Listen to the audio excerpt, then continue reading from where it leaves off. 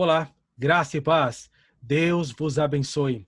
Hoje eu estarei falando da carta que o apóstolo Pedro escreveu. Estarei falando de 1 Pedro, capítulo 1, do 1 ao 2. O apóstolo Pedro enviou essas cartas aos cristãos que eram forasteiros, dispersos no mundo. Ele enviou essa carta a Galácia, Capadócia, Ásia, Ponto e Bitínia.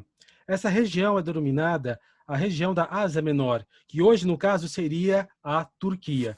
Então, a carta do apóstolo Pedro foi lida nesses lugares que eu disse a vocês. Mas qual foi o intuito do apóstolo Pedro ter escrito, então, essa carta? O intuito dele foi de encorajar os cristãos a testemunharem, a continuarem firmes e testemunharem a Cristo Jesus, o Senhor, dando um verdadeiro testemunho de nosso Senhor e Salvador Jesus Cristo. Então, eles deviam permanecer firmes. A carta tem o intento de encorajá-los a enfrentarem as dificuldades que ocorria por eles serem cristãos, para eles ficarem firmes em meio às perseguições, para que eles também não voltassem atrás. Pedro, então, exorta que eles se mantenham de pé, pede que compartilhem os sofrimentos de que há em Jesus Cristo, mas também da participação que há na glória em Jesus Cristo. Então, o que diz lá em 1 de Pedro, capítulo 1, do 1 ao 2? Diz assim: Pedro, apóstolo de Jesus Cristo, aos eleitos que são forasteiros da dispersão, na onde? No Ponto, Galácia, Capadócia, Ásia e Bitínia. Versículo 2. Eleitos segundo a presciência de Deus Pai, em santificação do Espírito Santo, para a obediência e a aspersão do sangue de Jesus Cristo. Graça e paz vos sejam multiplicados. Glória a Deus. Vamos orar? Querido Deus e Pai, em nome de Jesus Cristo, eu lhe peço, Senhor, toca nos corações que estão para ouvir esta mensagem, Senhor. Em nome de Jesus, aonde essa palavra chegar, que teu Espírito Santo transforme, Senhor. Eu lhe peço, que o Senhor tenha misericórdia da minha vida. Me usa, Senhor Jesus, como um vaso em tuas mãos. Eu lhe peço, Senhor, e abençoa-me neste momento. Em nome de Jesus. Amém. Vamos estudar, então, versículo por versículo, como de costume nós fazemos. Vamos estudar o versículo 1. O versículo 1, o apóstolo Pedro diz assim: Pedro, um apóstolo de Jesus Cristo, ao povo eleito de Deus, forasteiros no mundo, dispersos no Ponto, na Galácia, Capadócia, Ásia e Bitínia. Então nós vemos aqui o apóstolo Pedro, ele já se introduzindo. Ele é direto na apresentação dele. E ele diz: Pedro. Ele podia ter dito Simão, que é filho de Jonas, isso está lá em Mateus capítulo 16, 17, ou ele poderia ter dito também Simão, filho de João, isso está em João 1,42. Mas ele se apresenta como Pedro. Pedro foi o nome que Cristo Jesus deu a ele, quando André apresentou ele a Cristo. Então, em João, Evangelho de João 1,42, diz assim: Tu és Simão, filho de João, tu serás chamados Ceifas. Ceifas, em aramaico, ou Pedro, em grego, ambos querem dizer rocha. Talvez Pedro não tenha feito jus ao nome que Cristo deu, pelo menos enquanto o ministério de Cristo Jesus aqui na terra estava ainda em evidência. Porque nós vemos que Jesus diz a Pedro: Pedro, tu vais me negar, Pedro, 3 vezes antes que o galho cante. E isso aconteceu. Mas depois houve a restauração de Pedro, que está lá em João, Evangelho de João, capítulo 21, em que Jesus, tendo com Pedro, diz: Simão Pedro, tu me amas?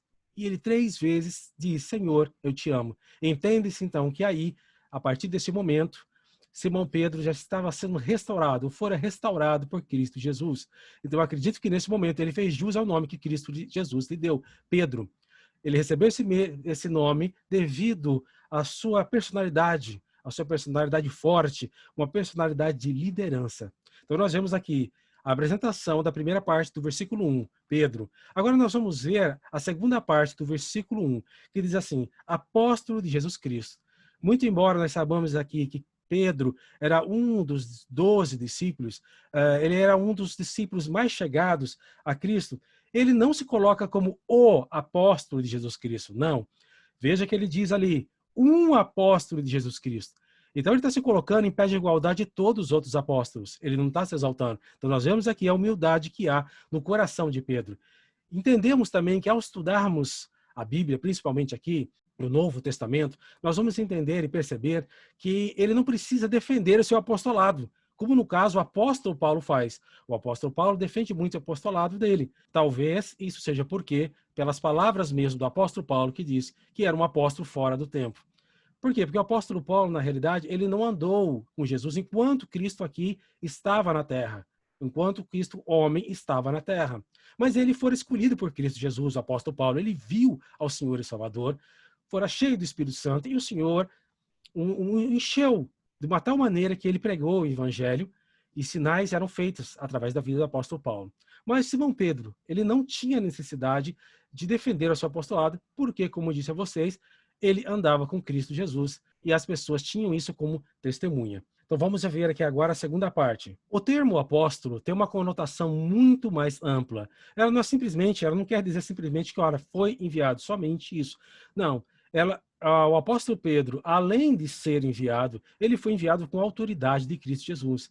Isso quer dizer que ele não falava simplesmente aquilo que lhe vinha à cabeça. Ele falava aquilo que Cristo Jesus ordenava. Ele foi inspirado pelo Espírito Santo e assim ele falava. Eleitos de Deus.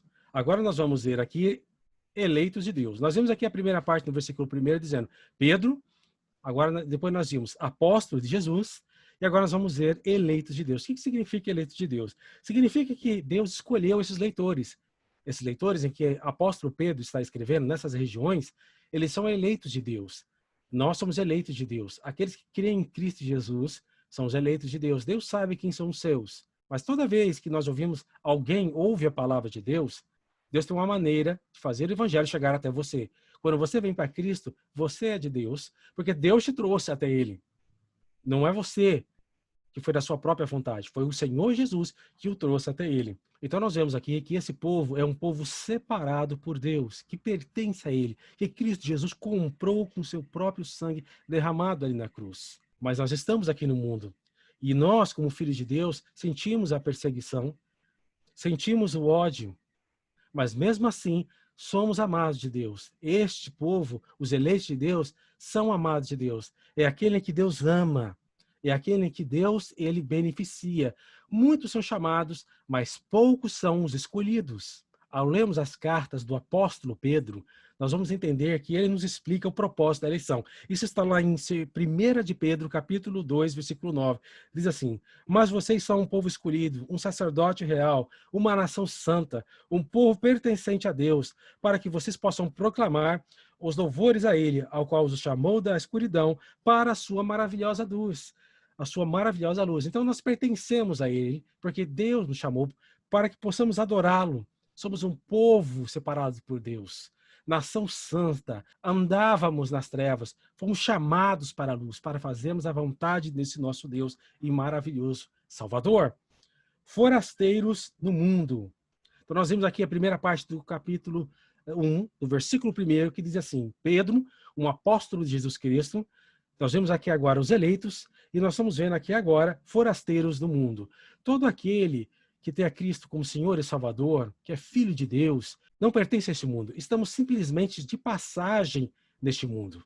Há uma passagem lá em 1 de Pedro, capítulo 2, versículo 11, diz assim, amado, peço-vos, Pedro dizendo, como a peregrinos e forasteiros, que vos abstenhais das concupiscências carnais que combatem contra a alma. Então ele começa aqui dizendo também, nessa passagem, ele nos ensina, diz assim, rogo-vos como peregrinos e forasteiros. Nós estamos simplesmente de passagem, não somos desse mundo, estamos andando aqui, indo à direção ao reino de Deus.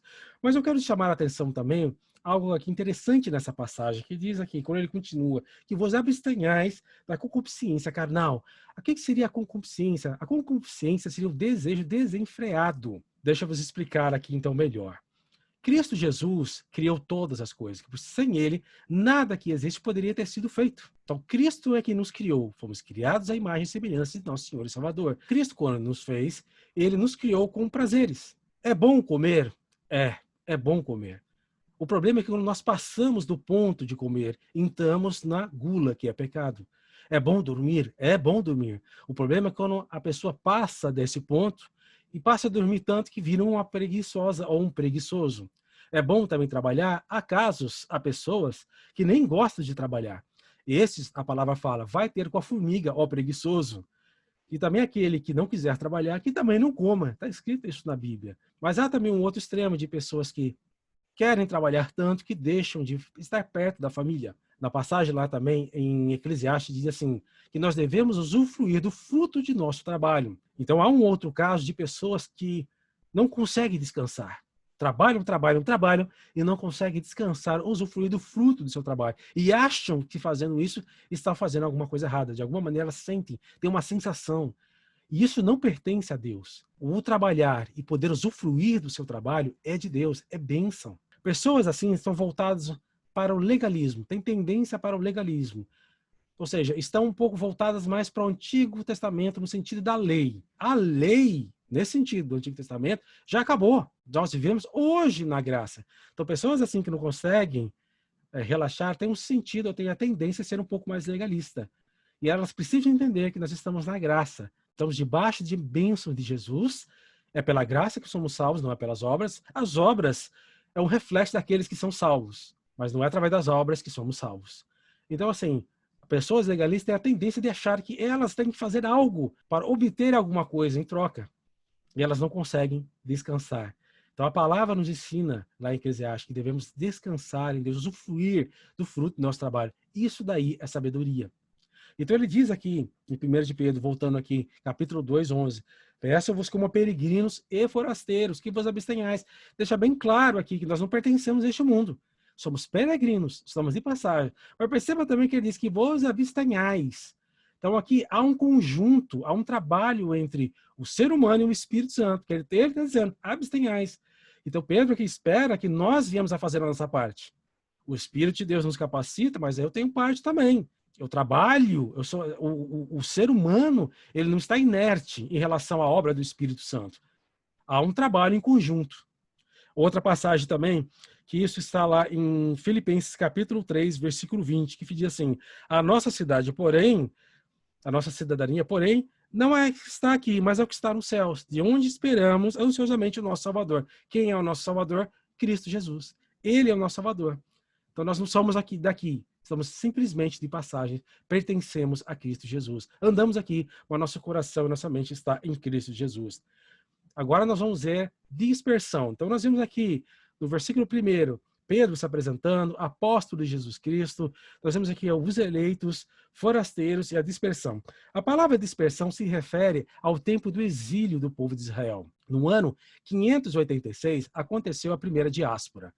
Na realidade, a primeira diáspora poderia ser dito que aconteceu no ano 722, quando o rei da Síria veio e levou o lado norte, levou Israel para o cativeiro. Mas, para título de contabilidade, na realidade, quando vocês forem procurar, vai aparecer a primeira diáspora no ano de 586. Então, no ano de 586, aconteceu a primeira diáspora, foi quando o rei Nabucodonosor levou o lado sul, o lado de Judá, para o cativeiro. Então, o que seria a diáspora? Seria a dispersão do povo de Israel pelo mundo, pelas nações. Então, a primeira diáspora aconteceu no ano 586. A segunda diáspora aconteceu no ano 70 depois de Cristo, quando os romanos vieram e destruíram o templo de Jerusalém. E além do mais, além disso, depois da morte de Estevão, os crentes se espalharam também pelas nações. Estevão, o grande servo de nosso Senhor Jesus Cristo, que ao ser apedrejado, viu Cristo Jesus em pé à direita de Deus Todo-Poderoso. Ele foi apedrejado e morreu. Mas depois da morte de Estevão, os cristãos também se afastaram e foram por todas as nações. E eles foram para Ponto, Galácia, Capadócia, Ásia e Bitínia. Ao verem aí na tela, vocês vão perceber que Ponto e Bitínia, elas ali aparecem separadas na primeira imagem. Que vocês estão vendo aí na tela, elas aparecem separadas. Na segunda imagem, vocês vão notar que Ponto e Bitínia, logo mais à frente, elas aparecem juntas, elas são unidas. Então, Ponto e Bitínia ficam juntas. Depois nós vemos Galácia, Capadócia e Ásia. Agora aqui, na terceira imagem que vocês estão vendo, vocês vão perceber que essas regiões, Ponto e Bitínia, Galácia, Capadócia ou Ásia, hoje é, como vocês estão vendo aí na foto, a Turquia. Vamos estudar agora o versículo 2. O versículo 2 diz assim: que foram escolhidos de acordo com a presciência de Deus, o Pai, através da obra santificadora do Espírito, para a obediência a Jesus Cristo e a expressão por seu sangue. Graça e paz sejam com vocês e abundância. Nessa passagem aqui no versículo 2, vamos começar estudando a presciência de Deus. O que seria a presciência? A presciência de Deus é muito mais do que uma habilidade de prever o futuro. Ela inclui, na realidade, a soberania de Deus em determinar em relação à salvação do homem, ao trabalho de Deus, à relação à salvação do homem pecador. Então, Deus sabe todas as coisas, porque o futuro que está lá foi determinado por Deus. Ele olhou para o futuro e sabe do futuro. Então, nada e nenhuma das coisas escapa ao controle de Deus.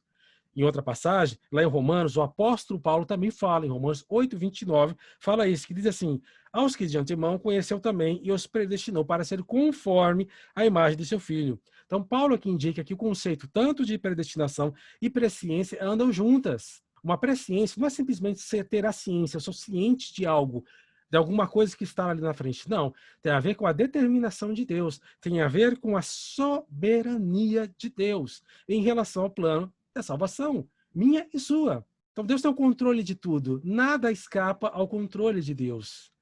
Ele sabe, todo o universo anda decorrente à vontade de Deus. Esse é o seu plano.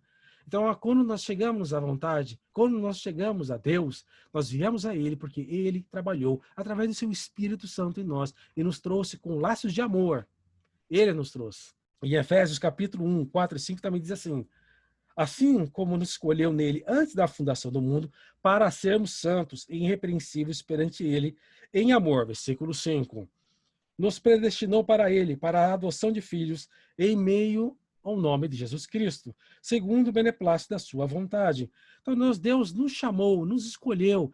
Você vai me perguntar, por que Deus fez isso? Não foi algo que ele viu em mim, você, que pudéssemos dizer, fizemos tal coisa e Deus fez isso em nós, então ele nos salvou. Não. Não há nada em nós que Deus poderia ter olhado e ter dito, resolvi salvar ele ou ela por causa disso. Não. Deus resolveu nos salvar segundo o beneplácito da sua vontade, por causa do seu bem-querer. Nós somos escolhidos, e nele fomos escolhidos. Deus nos escolheu, nos chamou nele antes da fundação do mundo. Deus nos chamou, meu irmão e minha irmã, a mim e a você, pela graça no amor que há em Jesus Cristo. Nosso Deus, ele é maravilhoso. Glória ao nome do nosso Senhor e Salvador, Jesus Cristo. Nós vimos aqui no versículo 2, a primeira parte, se referindo à presciência.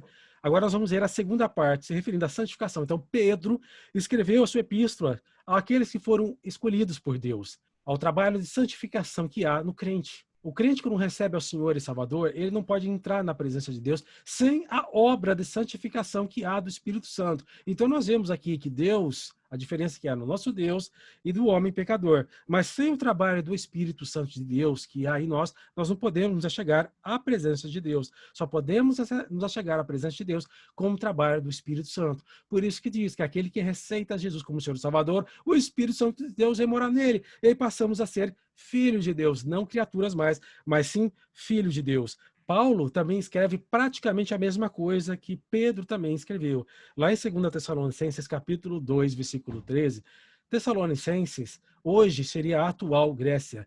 Em 2 Tessalonicenses 2, 3 diz assim: Deus vos escolheu desde o princípio para a salvação, pela santificação do Espírito, na fé e na verdade. No original grego, essa palavra de santificação em relação ao Espírito Santo de Deus tem a ver com uma obra de trabalho contínua. Ela não quer dizer que nós agora recebemos a Cristo como Senhor e Salvador, temos o Espírito Santo e automaticamente somos santos perfeitos. Não. Não quer dizer que somos perfeitos. Quer dizer que há um trabalho do Espírito Santo de Deus na minha vida e na sua vida. É uma obra contínua do Espírito Santo. E essa obra do Espírito Santo vai levar, meu irmão, minha irmã, toda a nossa vida. Ou até Cristo voltar, se ele voltar antes. Senão, é toda a nossa vida. É uma obra, um trabalho que há do Espírito Santo. Mas o processo que há do Espírito Santo em nossa vida não exime o homem, não faça com que o homem seja inerte, como disse vocês anteriormente. Há um trabalho também da nossa parte como Espírito Santo. Temos a nossa responsabilidade e continuamos clamando ao Senhor para que nos dê força e nos dê ajuda, capacitação para que possamos e continuemos andando levados de acordo com a vontade do nosso Senhor Salvador Jesus Cristo. Mas o homem, ele não fica inerte nisso. Ele está profundamente envolvido com o Espírito Santo, que nos ajuda e nos capacita a andarmos conforme a sua vontade. Agora nós vamos ver obediência e aspersão. Então nós vemos ali a primeira parte do versículo 2, que nós vimos e falamos sobre presciência, e nós vimos agora a santificação, a obra santificadora do Espírito Santo, e agora nós vamos ver a obediência e a aspersão. Por que o Espírito Santo, então, ele santifica aos eleitos? Para que nós viemos obedecer a Cristo Jesus, para que viemos a fazer a sua vontade. Se nós não conseguimos fazer a vontade de Deus, nós não somos livres ainda. Quando somos livres, conseguimos fazer a vontade de nosso Senhor e Salvador Jesus Cristo.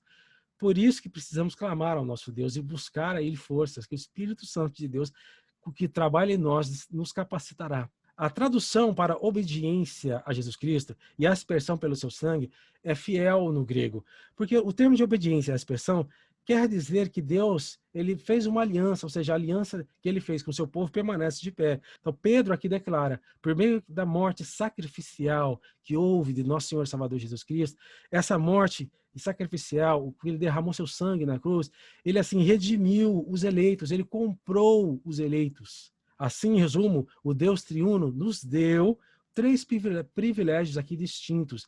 Então, o Pai, ele nos conhece de antemão, ele nos escolheu. Nós vemos aqui que o Espírito Santo de Deus, então, ele nos santifica. E Cristo Jesus, ele nos purifica do pecado através da aspersão do seu sangue, do sangue derramado na cruz do Calvário por mim e por você. Graça e paz. Essa palavra graça e paz, ela aqui é abrangente. Ela tem um conceito de misericórdia, amor e remissão de pecados. Ela tem a ver, ela envolve aquilo que Deus fez para conosco. Agora aqui a paz é um estado interior que leva aquele que a experimentou essa paz, transbordar de uma tal maneira que ela reflete também no próximo. Ela reflete naquele que está próximo de si. Na realidade, o conceito de graça e paz, elas andam juntas. Você não pode sentir a paz se você não tem a graça. Então, aqueles que têm a graça têm a paz em Cristo Jesus. Então, o que podemos aprender aqui em 1 de Pedro, capítulo 1, do 1 ao 2? Nós vimos aqui que nós somos eleitos de Deus. É Deus aqui nos chama. Se você veio a Cristo Jesus, foi a palavra que chegou até você, Cristo tocou o seu coração, o trabalhar foi do Espírito Santo, o trabalhar não é do homem, mas sim do Espírito, e ele trouxe você à presença dele. Então nós somos chamados pelo Senhor e eleitos segundo a vontade do seu nome, em Cristo Jesus. Nós vemos também que nós somos forasteiros neste mundo. Estamos aqui simplesmente de passagem. Já vi pessoas até conhecidas, dizerem que certas coisas nos acontecem aqui nesse mundo, é porque como se Deus estivesse lhe dizendo, olha, não se acostume, tá? Não se acostume com este mundo, com as coisas deste mundo, porque você simplesmente está aqui de passagem. Já vi pessoas dizerem isso também. Então a realidade é que nós somos forasteiros neste mundo, pertencemos ao reino de Deus. E vimos também que nós somos santificados em Cristo Jesus, para obedecer a Cristo. Melhor vale obedecer do que sacrificar. Deus se alegra muito mais e tem prazer com a nossa obediência do que o nosso sacrifício. Glória a Deus.